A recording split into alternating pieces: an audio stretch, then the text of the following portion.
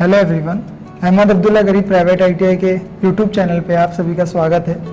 मैं Abbas Sheikh, draughtsman civil का trade instructor, आज आपको अप्रॉक्सीमेट एस्टीमेट के ऊपर कुछ न्यूमेरिकल्स के बारे में मैं न्यूमेरिकल्स आपको समझाने वाला हूँ। ठीक है, तो अप्रॉक्सीमेट एस्टीमेट क्या है, ये सारी चीज़ें हमने लास्ट वीडियोज़ में डिस्कस कर ली है। उसमें से जो पहला वाला पार्ट है, उसका पहला टाइप अप्रॉक्सीमेट एस्टीमेट का प्लिंथ एरिया मेथड, उसको मैं आज एक न्यूमेरिकल के थ्रू आपको समझाऊंगा। तो प्लिंथ एरिया, ये प्लिंथ एरिया क्या होता है, इसके अंदर क्या क्या चीज़ें इंक्लूड होती है, क्या क्या चीज़ें नहीं इंक्लूड होती है, ये सारी चीज़ें मैंने लास्ट वीडियो में आपको बता दिया। अगर आपने वो वीडियो नहीं देखा होगा तो आप इसके पहले वाला वीडियो देख सकते हैं। तो आज का जो हमारा टॉपिक है numerical on plinth area method. अभी बेसिकली होता क्या है, जब हम अप्रॉक्सीमेट एस्टीमेट बनाते हैं, कोई भी चीज़ को एनालाइज करके उसका रेट क्या है ये अगर अपने को बताना होता है, तो हम क्या करते हैं कि बाजू में जो कंस्ट्रक्शन चल रहा है ऑलरेडी, मतलब कंस्ट्रक्शन चल रहा है या कंप्लीट हो चुका है, तो आपको उसकी थोड़ी बहुत नॉलेज होती है कि उस बिल्डिंग को बनाने के लिए कितना खर्चा आया होगा, राइट। तो वो डेटा को लेते हुए हम जो नई बिल्डिंग बनाने वाले, जो प्रपोज करने वाले, एडमिनिस्ट्रेटिव अप्रूवल लेने वाले कि मतलब वो फिजिबल है या नहीं, वो खर्चा हमारे क्या बोलते हैं, हमारे पास फंड अवेलेबल है या नहीं, उसके लिए हम उसको अफोर्ड कर पाएंगे या नहीं कर पाएंगे, तो वो एक बेसिक आइडिया हमको आ जाए, इसके लिए हम अप्रॉक्सीमेट एस्टीमेट करते हैं। फॉर एग्जांपल समझिए कि आपके बाजू में कंस्ट्रक्शन हो रहा था और वो कंप्लीट हो गया, कुछ टाइम पहले की बात है, हाँ, पर ये शर्त है कि वो आपके लोकेलिटी में होना चाहिए। फॉर एग्जाम्पल मैं अगर बात करूं कि अगर मुझे थाने में कंस्ट्रक्शन करना है, तो मैं थाने का ही डेटा कलेक्ट करूंगा, वो भी उस पर्टिकुलर रीजन का, क्योंकि कुछ हाई प्रोफाइल एरियाज होते हैं, वहां पे ऑब्वियसली जो है आपका कंस्ट्रक्शन का कॉस्ट भी थोड़ा बढ़ जाता है और एरिया टू एरिया वेरी करता है। तो ये एक चीज बहुत आपको नोट करना है कि जो भी आप रेट निकालोगे वो आपके कंस्ट्रक्शन जहां पर भी आप करने वाले हो उसके थोड़े से बाजू में रहे। ठीक है, फॉर एग्जाम्पल अगर मुझे एक क्वेश्चन पूछा गया कि prepare approximate estimate for this residential building, एक रेसिडेंशियल बिल्डिंग है, उसकी कुछ डेटा दी गई है, इसको यूज करते हुए आपको इसको कंस्ट्रक्ट करने में कितना कॉस्ट जाने वाला है ये अगर मुझे बताना है, तो मैं कैसे इस न्यूमेरिकल को मैं कैसे सॉल्व करूंगा। ठीक है, सबसे पहले इसमें क्या दिया गया है इस डेटा में कि एक हॉल है, 1 नंबर हॉल, ओके, हॉल है 1 नंबर, ठीक है, और कितना है उसका साइज कितना है, 4 बाय 5 मीटर का एक हॉल है। ओके, नेक्स्ट डेटा दिया गया है कि उस बिल्डिंग में एक बेडरूम है, बेडरूम के नंबर्स कितने हैं, 2, तो एक्चुअली 2 बेडरूम्स है। ठीक है, और हर बेडरूम का साइज कितना है, 2.7 बाय 5.5। उसी बिल्डिंग में किचन है जिसका नंबर है 1, सिर्फ एक किचन है और उसका साइज है 2.7 बाय 5.5। उसी बिल्डिंग में एक टॉयलेट ब्लॉक है जो कि 1 नंबर है, उसका साइज है 2.8 बाय 3। ठीक है, ये आपको 4 डेटा दी गई है। इस 4 डेटा से आपको इसमें इसको कंस्ट्रक्ट करने में कितना कॉस्ट जाएगा ये आपको बताना है।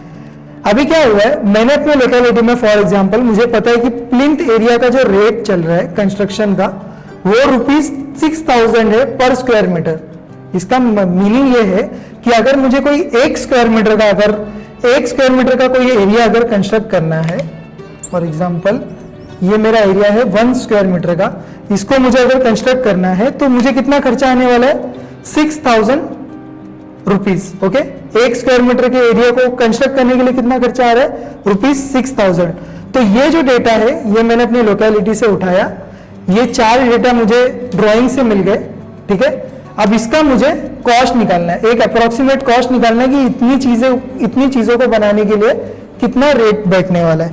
तो प्लिंथ एरिया एस्टीमेट का फॉर्मूला आपका होता है, अगर आपको प्लिंथ एरिया मेथड से अगर एस्टीमेट निकालना है तो अप्रोक्सीमेट कॉस्ट ऑफ बिल्डिंग का फॉर्मूला होता है, approximate cost of building is equal to total आपका जो प्लिंथ एरिया होगा, टोटल प्लिंथ एरिया इनटू आपको प्लिंथ एरिया रेट से मल्टीप्लाई कर देना है, एज सिंपल एज दैट। बस यही आपको करना है।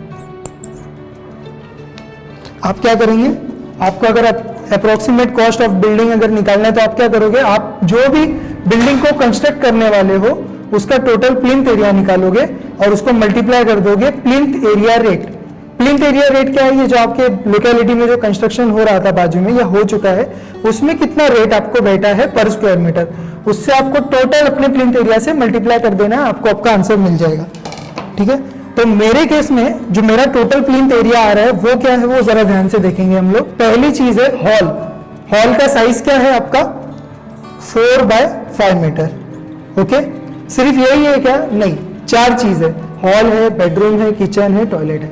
अच्छा, हॉल का नंबर कितना है 1, तो मैं इसको मल्टीप्लाई कर दूंगा 1 से, क्योंकि एक ही हॉल है इसके अंदर, राइट। फिर मैं ऐड करूंगा, क्योंकि 4 चीजें तो मुझे ऐड करना पड़ेगा। 2 बेडरूम है जिनकी साइज है 2.7x5.5, तो मैं 2 से मल्टीप्लाई करूंगा। क्यों? क्योंकि 2 बेडरूम, 2 नंबर ऑफ बेडरूम्स है, 2 इंटू 2.7/5.5। ठीक है, यहां तक समझा आप लोगों को? एक हॉल था वो मैंने ऐड किया, 2 बेडरूम थे वो मैंने ऐड किया, और क्या चीज है इसके अंदर? एक किचन है, 1 नंबर ऑफ किचन जिसका साइज है 2.7/5.5, वो भी प्लिंथ एरिया में ऑब्वियसली इंक्लूड होता है, तो मैं उसको भी ऐड कर देता हूं। प्लस 1 नंबर ऑफ किचन जिसका साइज है 2.7/5.5, और भी कुछ है, राइट। एक टॉयलेट ब्लॉक है, उसको भी मैं ऐड करूंगा, एक ही है इसलिए 1 से मल्टीप्लाई करूंगा। 1 इंटू उसका साइज है 2.8/3। ठीक है, ये आपका टोटल हो गया, ये आपका हो गया total plinth area. Total plinth area में ऐसे निकालूंगा, ये इन सारी चीजों को मल्टीप्लाई करके ऐड कर दूंगा, ये मेरा टोटल प्लिंथ एरिया हो गया। अब मुझे इसको, इस डेटा को किससे मल्टीप्लाई करना है? प्लिंथ एरिया रेट से मल्टीप्लाई करना है। तो प्लिंथ एरिया रेट उस लोकेलिटी का कितना दिया गया है? ₹6,000 पर स्क्वायर मीटर, 6,000 रुपया उसका रेट चल रहा है। तो मैं इस सारी चीज को इंटू 6,000 से मल्टीप्लाई कर दूंगा। ठीक है, अगर आप कैलसी में ये पूरा सॉल्व करते हो, means 4 into 5 into 1 plus 2 into 2.7.5.5 plus so on, अगर आप इस चीजों को पूरा ऐड कर दो तो आपको जो कैलकुलेटर में मुझे जो आंसर मिल रहा है वो 72.95। अच्छा, इसकी यूनिट क्या होगी? ये प्लिंथ एरिया है, तो एरिया को मैं कभी भी स्क्वायर मीटर में नापता हूं। ओके, तो ये जो ब्रैकेट जब आप सॉल्व करोगे तो कैलकुलेटर में मुझे जो आंसर आया 72.95, ऑब्वियसली आप लोगों को भी वही आएगा। तो इसका प्लिंथ एरिया जो है 72.95 स्क्वायर मीटर है, क्योंकि ऑब्वियसली अगर वो प्लिंथ एरिया है तो उसकी यूनिट, एरिया की यूनिट स्क्वायर मीटर में मैं ले रहा हूं। ठीक है, एंड मल्टीप्लाई मैं करूंगा 6,000 से। ये 6,000 क्या? इसका प्लिंथ एरिया रेट है, इसकी यूनिट क्या होगी? 6,000 rupees per square metre, means 1 square metre का इतना रुपीज है। ओके, अब जब मैं 72.95 इंटू 6,000 करूंगा तो जो मुझे डेटा मिल रहा है, मीन्स जो मैंने कैलकुलेट करने के बाद जो मैंने आंसर निकाला वो आ रहा है 4,37,700 रुपीज। ठीक है, ये स्क्वायर मीटर और ये डिनोमिनेटर वाला स्क्वायर मीटर कट जाएगा, तो आपकी जो यूनिट बचेगी वो रुपीज में बचेगी। ये आपको क्या मिला? ये आपको मिल गया उस जगह का अप्रोक्सीमेट कॉस्ट।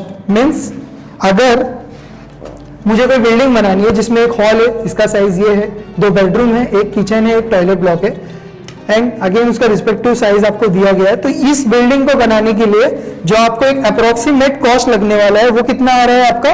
4,37,700।